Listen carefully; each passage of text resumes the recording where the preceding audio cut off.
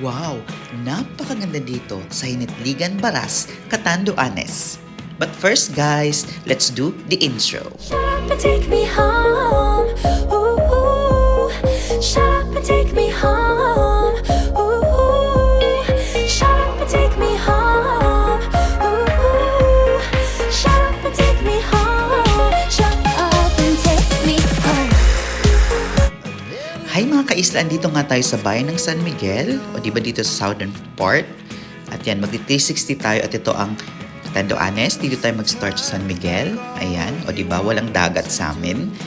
And pupunta tayo ng Bato, ng Baras, hanggang sa pinaka-last na bayan ng Baras, ang Hinitligan Baras, Catanduanes. Ayan. O diba? Pa-east tayo, pero ikutin po natin itong Catanduanes, ang ating isla. So, ayan, ito na po ang bayan ng Bato. Ito yung Bato Bridge, mga kaisla. Ayan, so madalas nating nafe-feature ang South, kaya medyo ipa-fast forward natin ang South kasi lagi na ng South ang ating content. Ayan, so daanan natin ang Bato Church and po sa left side. At ito naman po yung boulevard ng Bato. O di ba halos kagagaling lang natin dito sa Bato. Naikot natin ang Bato. Although, ayan po yung kanilang munisipyo. Although may mga hindi pa tayong napupuntahan. Pero sabi ko nga, hindi naman talaga natin lahat mapupuntahan kasi hindi naman ako full-time mga kaisla, full-time content creator. So, I'm doing my vlogs during my free time. And ayun nga, salamat po talaga mga kaisla sa mga suporta niyo po at yung mga request niyo po. Pagpatuloy niyo lang po kasi unti-unti naman nating nag-grant yung mga nire-request niyo. Ayan, so ngayon nga pong mag-360 tayo, ayan, may mga request tayong mag-grant. Abangan nyo na lang kung mga kaisla kasi, ayun, mahaba-haba ang series na ito kasi nga 360 ito. At ang pinagkaiba lang sa mga past 360 kung mga kaisla, itong 360 na ito ay maulan kasi di ba may shear line at may parang may sa Visayas, may low pressure o bagyo po ata. At dito naman sa atin may nababalot ng shear line kaya maulan. Actually, hindi naman talaga maulan. Parang yung maulap siya. Hindi ako expert sa weather. Pero ang nafe-feel ko ngayong mga panahon ito, yung maulap siya. At hindi siya umuulan talaga ng grabe. Nakikita nyo naman, di ba, maulap, walang araw. Pabugso-bugso lang yung ulan, mga kaisla. Parang siguro kung malamig na malamig dito sa ibang bansa. Parang yung nag-snow. Ayan, so ayan, ito yung pinagkaiba sa mga past 360 kasi nga medyo maulan at walang araw. Ayan mga kaisla. So, ayan, ito po yung elementary school. So, nakita nyo na diba, nag-uulan na. Ito yung part na ito yung sa may EBMs, ay antog dyan, yung Bato Maternity. At ayan, ito na yung borderline ng Bato at Baras. Ayan. Welcome Baras. And ayan na po yung radar. O diba? So ililink ko na lang dito sa video na ito yung mga past video natin. Yung kinuna natin yung road. Ayan. Kasi nga kinakat natin mga kaisla. Kasi napuntahan at na-videohan na natin itong road mismong ito. Kasi alam nyo naman guys, ang pag-ikot dito sa Catanduanes is 8 hours. So, hindi naman ako makaka-video ng 8 hours ng matagal at maano rin ang ating energy. So, ayan. So, yung mga hindi natin na videohan on ang ating video mga kaisla. So, cut-cut lang natin mga kaisla. At dito na nga tayo mga kaisla sa Baras. Ayan, di ba yung yung school? Ayan. So, ito yung proper ng Baras. At titingnan natin kung open na ba yung diversion road. Tingnan nga natin. Ay, hindi pa guys. Hindi pa open yung diversion road. Ayan. So, di ba guys, may mga video na tayo ng mismong road pabara. So, ililink ko na lang dito guys mga kaisla ha. Yung, yung mga nadaanan natin noon. Kasi iniisa-isa natin yun nung nakaraan. So, ito naman po yung proper ng Baras. Ayan, o diba? Makulimlim. Pero hindi gaanong maulan. epekto ng shear line na nababalot sa isa ng Catanduanes. So, parang ganito na ang magiging weather ata natin kasi last year yung November hanggang March, talagang umuulan sa Catanduanes. Yung hindi naman malakas pero laging maulan.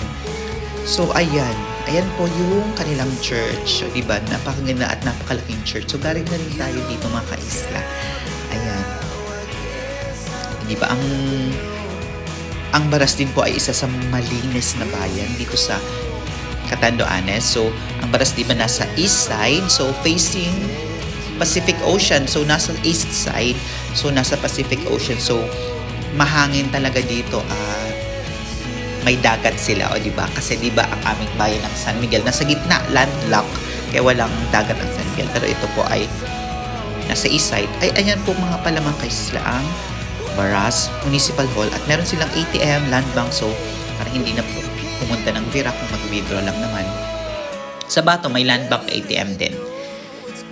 So ayan, o diba maraming establishment dito sa Baras at malalaki rin ang bahay. At maraming mayayaman din po ata dito sa Baras. Ayan. Baras Medicare and Community Hospital. Ayan. So, guys, comment lang kayo kasi mahaba ang videos ng mga susunod kong videos. Kasi susunod dito pa Higmoto, Pandan, Karamuran. So, comment lang kayo guys ha.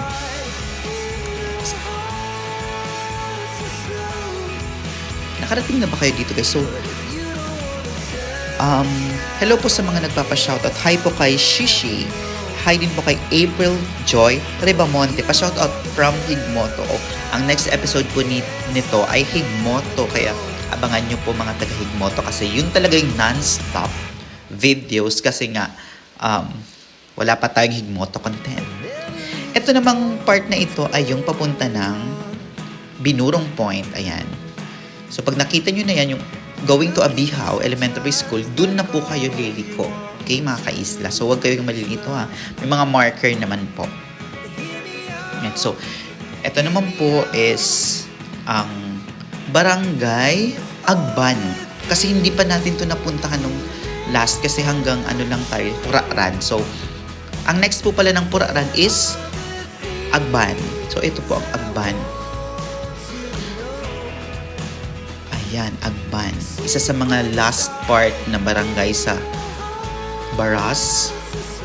Guys, maganda daw po dito sa Agban kasi may mga nakikita na akong nag-drone po dito. Pero, daanan muna natin ito ang barangay Agban kasi balikan na lang po natin ito sa mga susunod na buwan.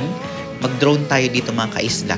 At, ayan, nagpa-welcome, diba? Ito ang Agban Bridge.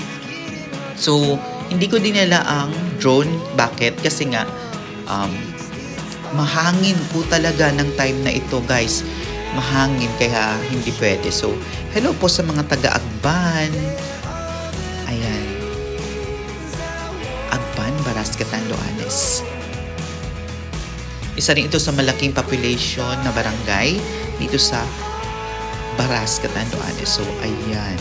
Ayan, diba? Nasa gilid lang sila ng sea.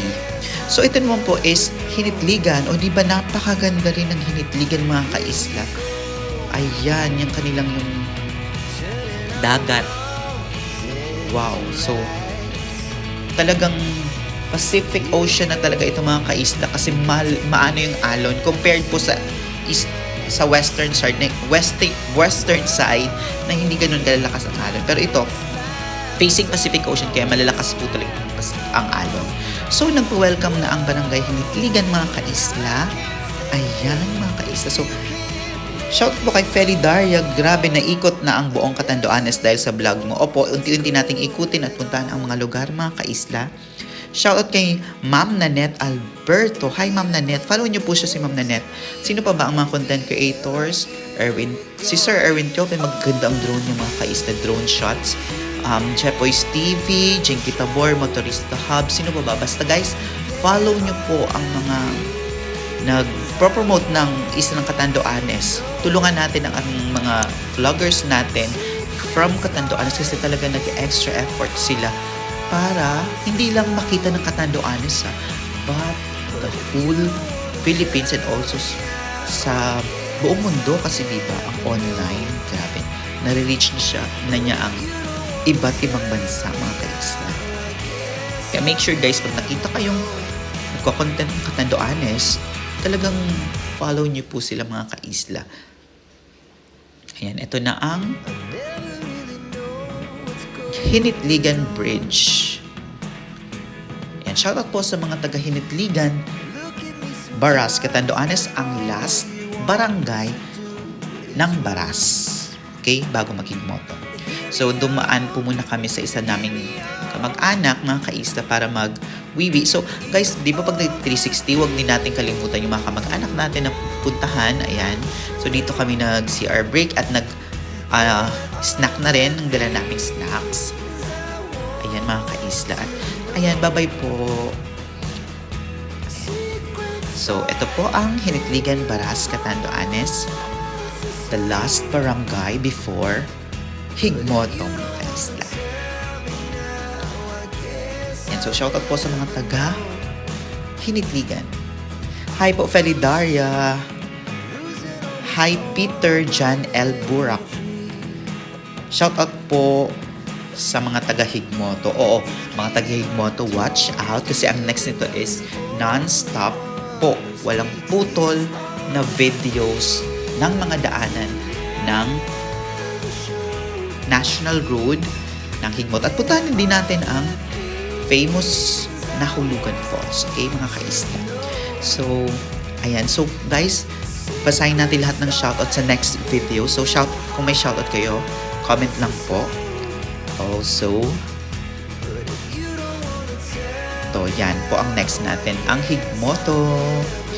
Make sure naka-follow kayo ha. Follow niyo ako guys ha. God bless everyone.